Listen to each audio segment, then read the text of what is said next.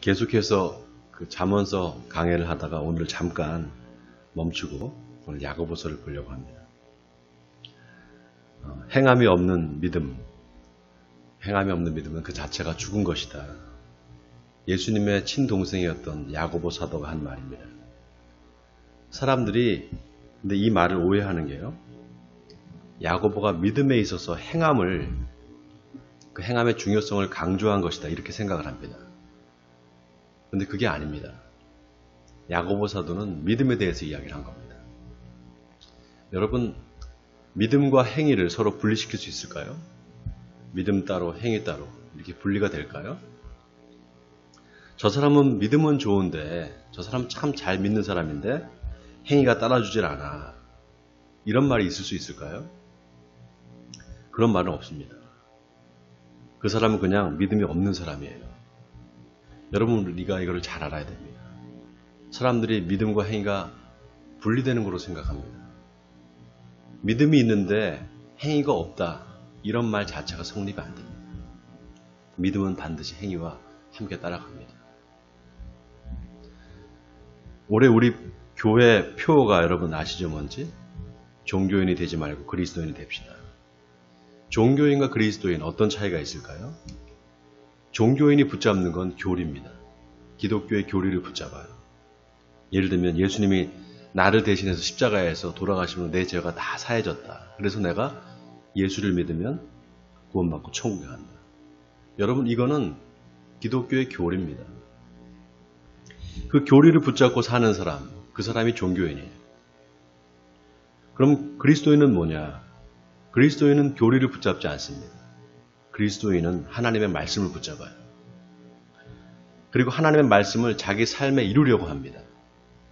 예수님이 그런 삶을 사셨어요. 예수님은 하나님의 말씀을 자기 삶에서 꼭 이루려고 했습니다.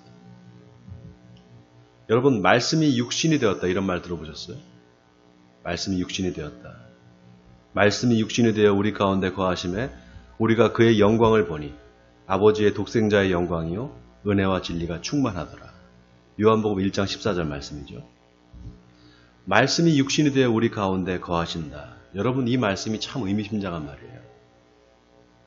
말씀이 육신이 된다. 이 말은 말씀대로 산다 이 뜻입니다. 말씀대로 산다. 예수님이 말씀대로 사니까 어떻게 됐느냐? 사람들이 예수님을 통해서 하나님을 보게 됐습니다. 우리가 그의 영광을 보니 아버지의 독생자의 영광이요 은혜와 진리가 충만하더라. 이 말이 그 말이에요. 예수님을 통해서 하나님을 봤다는 겁니다. 그래서 우리 신앙의 목표가 뭐냐? 저와 여러분을 통해서 하나님의 영광이 드러나는 거예요. 아멘입니까? 저와 여러분을 통해서 사람들이 하나님을 볼 수 있는 거, 그게 우리 신앙의 목표입니다. 그러니까 예수님만 말씀이 육신이 된 게 아니라요. 저와 여러분도 말씀이 육신이 되는 삶을 살아야 돼요. 그래서 어떤 사람이 그리스도인이냐? 말씀이 육신이 되는 삶을 사는 사람, 그 사람이 그리스도인입니다. 자, 오늘 야고보 사도가 뭐라고 말하는 거야? 22절에 너희는 말씀을 행하는 자가 되고 듣기만 하여 자신을 속이는 자가 되지 말라 이렇게 말합니다. 말씀을 듣기만 하고 행하지 않으면 어떻게 되는가? 자신을 속이는 자가 돼요. 제가 맨날 이야기하죠. 배추 농사를 책을 보고 배운 사람하고 직접 배추 농사를 지어본 사람하고 어떤 사람이 배추 농사를 아는 겁니까? 직접 지어본 사람이 아는 거죠. 그런데 책만 봤지 농사도 지어보지 않은 사람이 안다고 생각하는 거예요. 이게 바로 자기를 속이는 겁니다. 책만 보고 배운 사람이 직접 배추 농사를 지었다고 착각을 하는 거죠. 여러분, 이게 중요한 게 우리가 이런 착각에 빠질 수 있어요. 말씀을 듣고 우리가 아멘 하잖아요. 아멘, 이 말이 어떤 뜻인가 하면 당신이 말하는 게 그게 참입니다. 진리입니다. 이런 뜻이에요. 믿음의 고백이죠. 그런데 그게 진짜 참인지 아닌지는 내가 그렇게 살아봐야 돼요. 그 말씀대로 살아봐야지만 그게 진짜다, 아니다를 알 수 있습니다.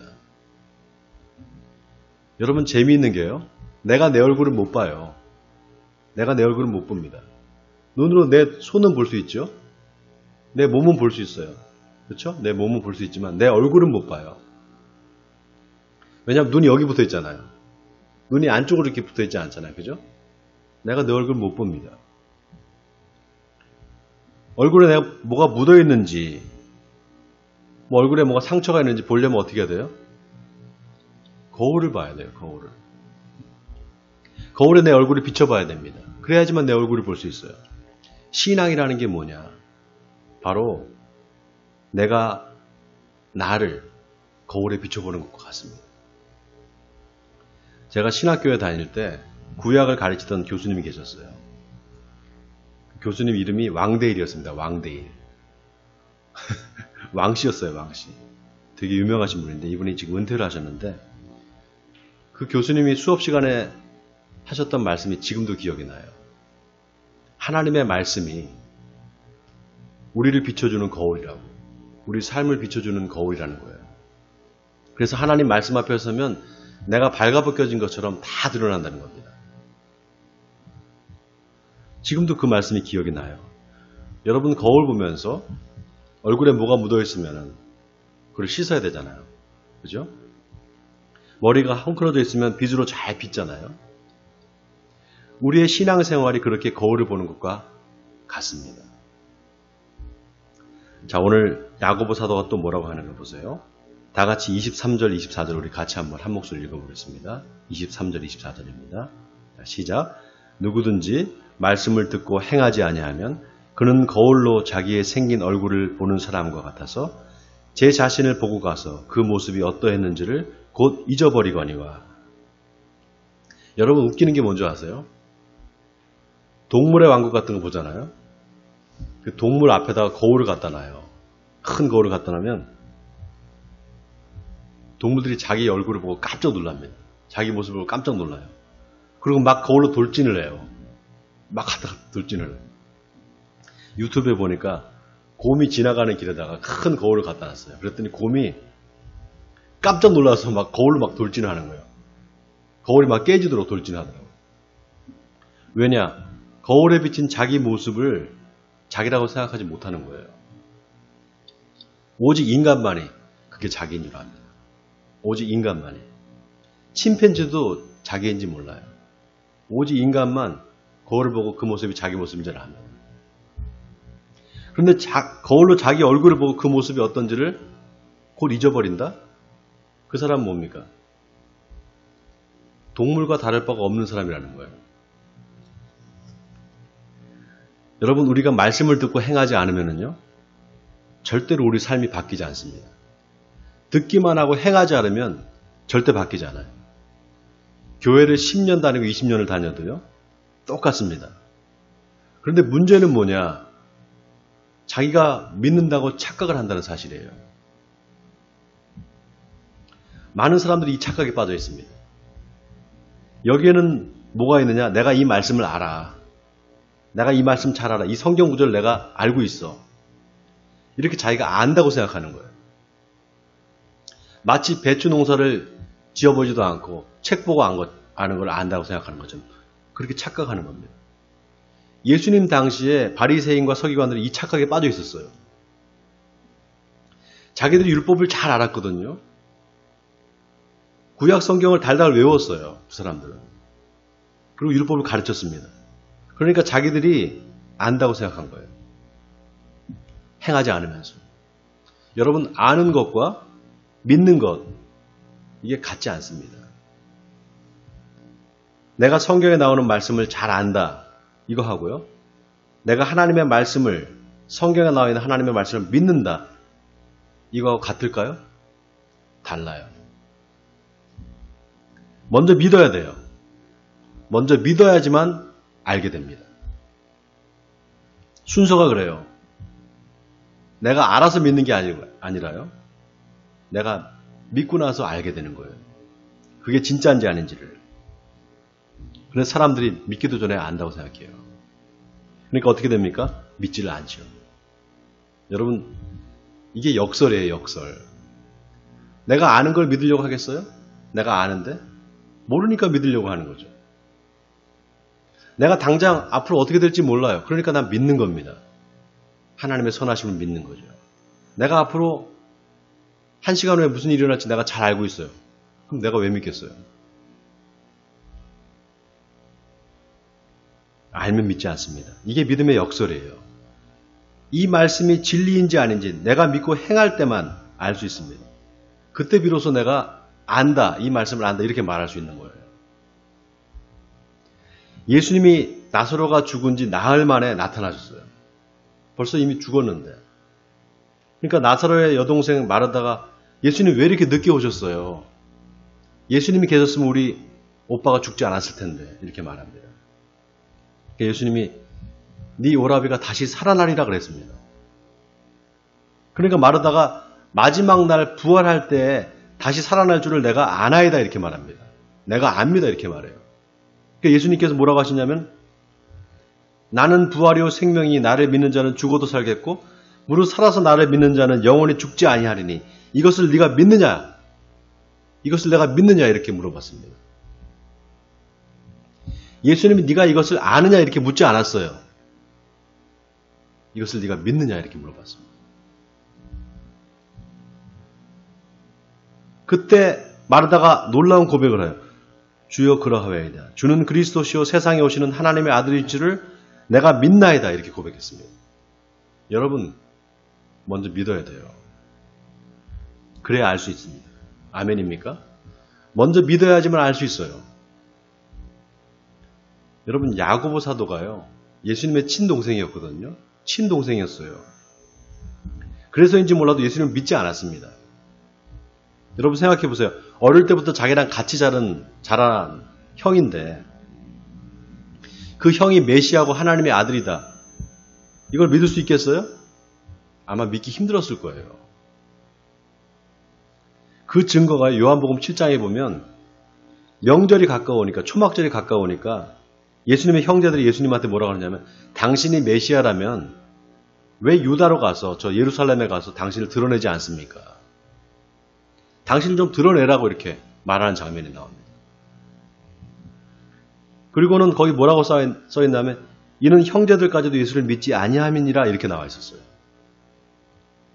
나중에 야고보가 예수님이 십자가에 돌아가신 다음에 부활하고 난 다음에 그때야 믿게 됩니다.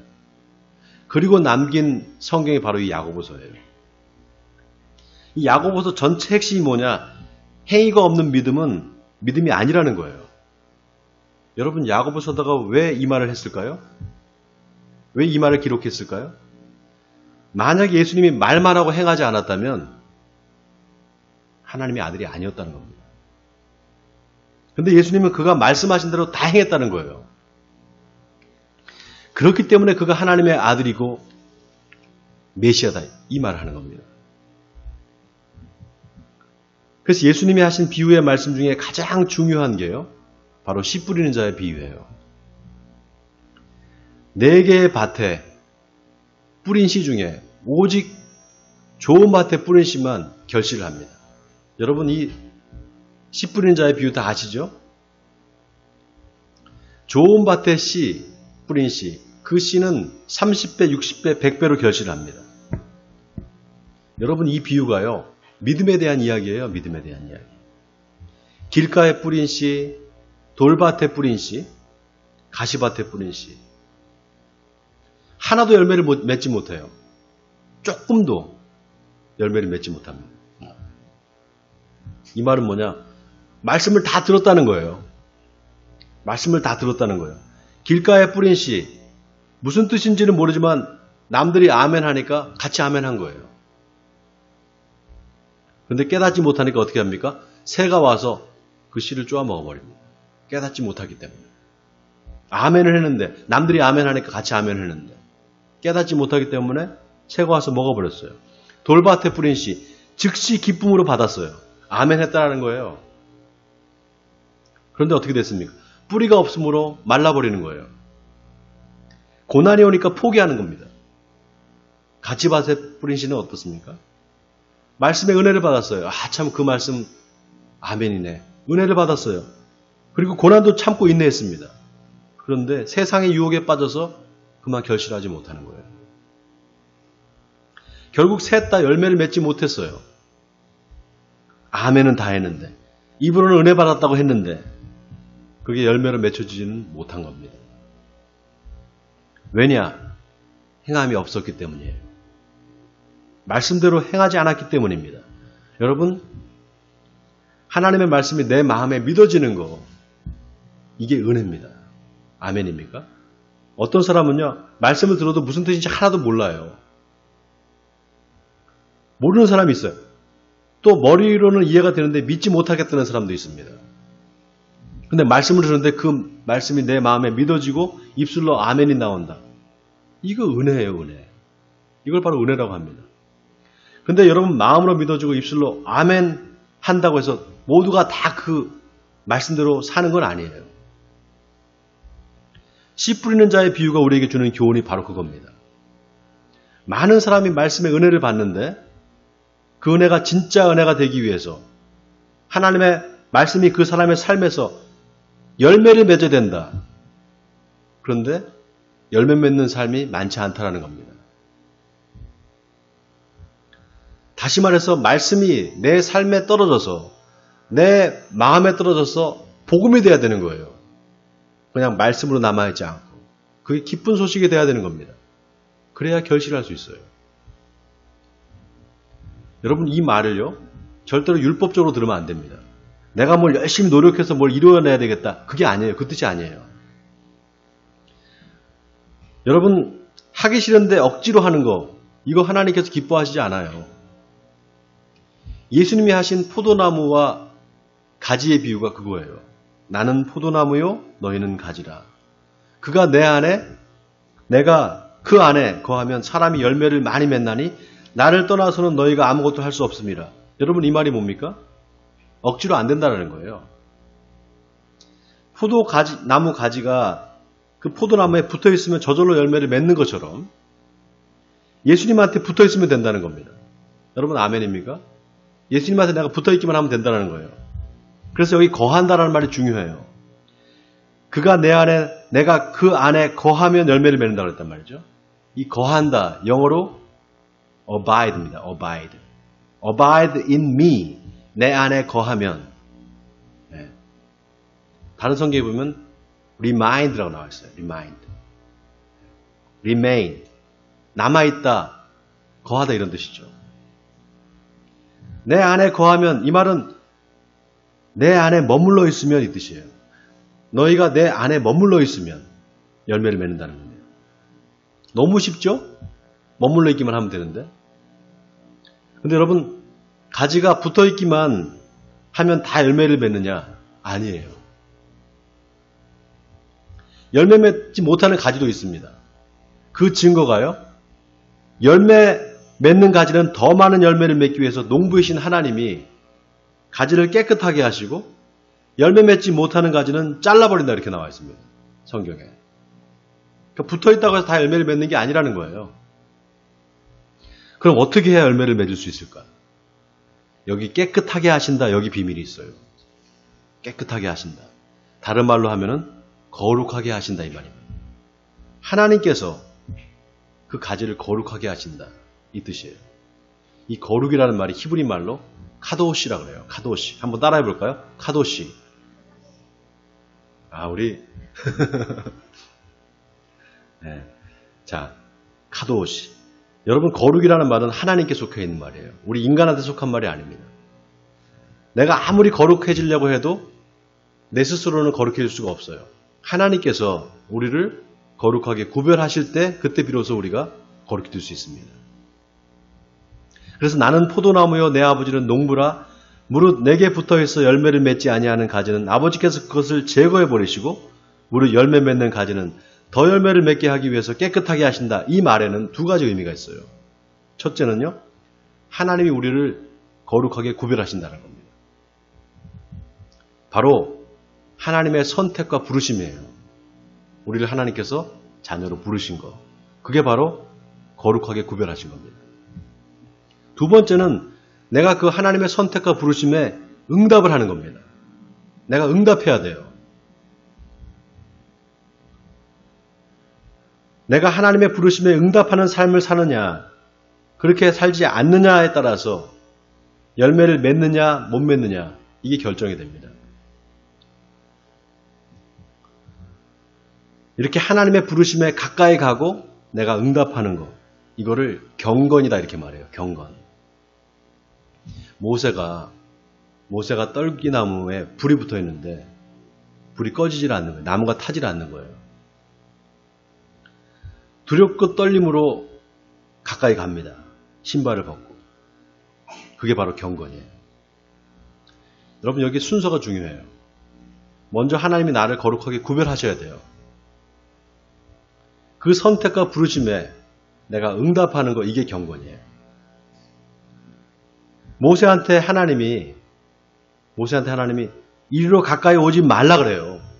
가까이 오라 그러지 않아요. 가까이 오지 말라. 네가 선 곳은 거룩한 땅이니 내 발에서 신을 벗으라 이랬습니다. 이 말은 뭡니까? 가까이 가기 싫으면 안 와도 된다는 거예요. 근데 모세가 어떻게 해요? 신을 벗고 가까이 가거든요. 가까이 오지 말라 그러는데 뭡니까? 누가 시켜서 하는 게 아니에요. 자기 스스로 자발적으로 하는 겁니다. 그래서 경건은 억지로 하는 게 아니에요. 자, 오늘 본문에 야고보 사도가 뭐라고 하는가? 25절에 보세요. 자유롭게 하는 온전한 율법을 들여다보고 있는 자는 듣고 잊어버리는 자가 아니요 실천하는 자니 이 사람은 그 행하는 일에 복을 받으리라. 여러분, 율법이라는 게 뭡니까? 뭘 하라 하지 말라 명령이잖아요. 뭐 하라 하지 말라. 그 율법에서 내가 자유로우려면 어떻게 됩니까? 억지로 시켜서 하는 게 아니라 내가 스스로 자발적으로 할 때 그때 자유로울 수 있어요. 다시 말해서 내가 율법의 입법자가 되면 됩니다. 내가 법을 세우고 내가 그 법을 지키면 돼요. 그러면 자유로운 율법을 가지게 됩니다. 임마누엘 칸트가 말한 정언 명령이 바로 이거예요. 내가 법을 만들고 내가 지키는 겁니다. 여러분, 하나님이 우리에게 원하시는 삶이 바로 이겁니다. 하나님이 우리한테 뭘 주셨느냐? 자유를 주셨어요. 그렇죠? 하나님은 우리가 이 자유를 가지고 하나님의 말씀에 순종하기를 원하십니다. 이때 순종이 뭡니까? 순종. 순순히 따라가는 게 순종이에요.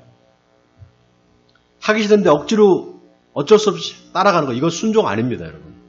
우리가 자꾸 오해를 해요. 순종이라는 거는 내 마음에 먼저 따라가겠다는 마음이 생겨야 돼요. 그때 비로소 순종할 수 있어요. 왜 우리가 하나님께 기도하는가? 바로 이것 때문에 기도하는 겁니다. 주님이 서로 사랑하라 그랬는데 내가 저 인간은 도저히 용서가 안 됩니다. 근데 어떻게 하나님 사랑할 수 있습니까? 저는 못하겠습니다. 이렇게 기도하면은요, 하나님께서 용서할 마음을 주세요. 여러분, 그런 경우 해보셨어요? 남편이 미워 죽겠는데 어느 날 기도하니까 하나님이 긍휼한 마음을 주시는 거예요. 그러고 보니까 밥 먹는데 막 이렇게 막 흘리고 먹고, 예? 그거 막 불쌍해 보이는 거죠, 갑자기. 자꾸 어디다 아프다 그러면은 아예 불쌍해 보이는 말이죠. 왜냐? 기도하니까 하나님께서 마음을 바꿔주시는 거예요. 왜냐? 하나님이 우리 마음의 주인이거든요. 그래서 마음이 정직하지 않은 사람은 절대로 경건한 삶을 살 수가 없어요. 자, 오늘 본문에 보세요. 야고보 사도가 뭐라고 합니까? 누구든지 스스로 경건하다 생각하며 자기 혀를 재갈 물리지 아니하고 자기 마음을 속이면 이 사람의 경건은 헛것이라 그랬습니다. 여러분, 마음이 바뀌면 말도 바뀝니다. 내 마음이 바뀌면 말도 바뀌어요. 여러분 주변에 입만 열면은 거친 말을 하고 남에게 상처를 주는 말을 하는 사람이 아마 있을지 모르겠어요. 그런 사람이 있으면 기도해 줘야 돼요. 기도해 줘야 됩니다. 하나님, 저 사람의 마음을 부드럽게 해주세요. 그래서 저 사람의 마음이 좋은 밭이 되게 해주세요. 이렇게 기도하잖아요. 그러면 그 사람이 바뀌어요. 그 마음이 바뀌기 때문에 말도 바뀝니다. 하나님이 우리 마음에 역사하시면 우리가 원수도 사랑할 수 있게 돼요. 그래서 또 자기가 자꾸 말만 하면 남을 상처 주는 말 한다. 그러면 그 사람 기도해야 됩니다. 하나님, 제 마음에 불순종하는 이 마음을 순종으로 바꿔주세요. 내 말이 거칠게 나오는데 이걸 좀 부드럽게 바꿔주세요. 이렇게 기도하면 하나님께서 바꿔주세요.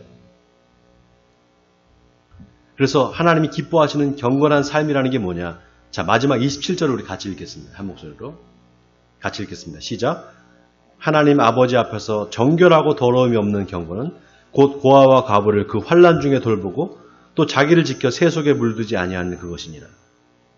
여러분, 종교인의 경건이 있습니다. 종교인의 경건. 그리고 그리스도인의 경건이 있어요. 종교인의 경건은요, 종교 생활입니다. 종교 생활이에요. 주일에 교회 와서 예배드리고 찬송하고 헌금 드리고, 그게 그 사람들이 생각하는 경건입니다. 여기에는 뭐가 빠져 있느냐? 삶이 빠져 있어요. 예수님이 안식일에 회당에서 손 마른 사람을 고쳐줬어요. 그랬더니 바리새인들이 뭐라고 했느냐? 왜 안식일에 그런 짓을 하느냐 그랬어요. 예수님을 비난했습니다. 또 베데스다 연못가에 있던 38년 된 병자를 고친 날도 그때도 안식일이었어요. 그때 유대인들이 38년 된 병자가 나와서 이제 걸어가는 걸 보면서 뭐라고 하는 줄 아십니까? 안식일인데 네가 자리를 들고 걸어가는 것이 옳지 않다 이렇게 말했어요. 38년 된 병자가 이제 나와서 기뻐서 막 걸어 다니는데 걸어가지 말라는 거예요. 그냥 가만히 있으라는 거예요, 거기. 38년 된 병자가 눈에 보이지 않는 거예요. 그 사람이 나은 게 보이지 않는 겁니다. 주일에 교회에 나와서 예배 드리는 게 중요하지 병이 낫는 게 뭐가 중요해? 38년 된 병자의 삶은 완전히 무시되는 거예요. 종교의 영에 빠지면 그렇게 돼요. 종교인들이 말하는 경건은 바로 그겁니다. 그래서 율법주의에 빠지면 우리 삶이 안 보이는 거예요. 뭐가 옳은지 뭐가 그런지도 안 보여요. 이게 종교인입니다. 여러분, 행위가 없는 믿음은 그 자체로 죽은 겁니다. 이 말은 믿음이 아니라는 거예요. 사랑하는 성도 여러분, 하나님은 우리가 자유롭게 자발적으로 하나님의 말씀을 실천하면서 살기를 원하십니다. 그래서 하나님의 은혜를 아는 사람은 누가 시킨다고 해서 억지로 끌려가지 않습니다. 그는 스스로를 자유롭게 하면서 자발적으로 하나님의 말씀을 실천하며 살아갑니다. 하나님은 그런 사람을 기뻐하세요. 원하기는 저와 여러분의 삶이 하나님의 말씀 안에서 자유롭게 행복하게 펼쳐지길 바랍니다. 그래서 참된 경건의 삶을 사심으로 하나님을 기쁘시게 하는 저와 여러분이 되시기를 주님의 이름으로 간절히 축원드립니다.